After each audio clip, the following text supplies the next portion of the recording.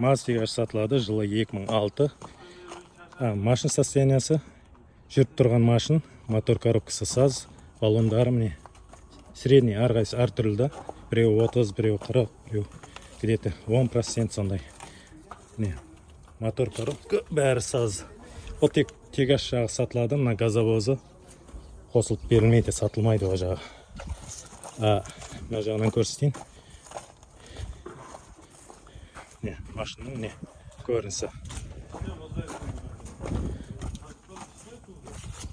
Мына жақтарынан көрсетіп өтейін.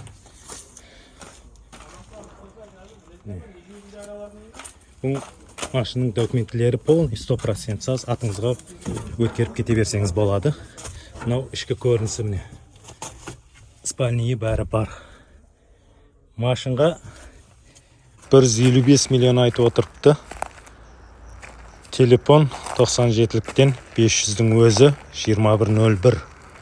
Қызыққанлар осы номерге хабарласа берсеңіз болады.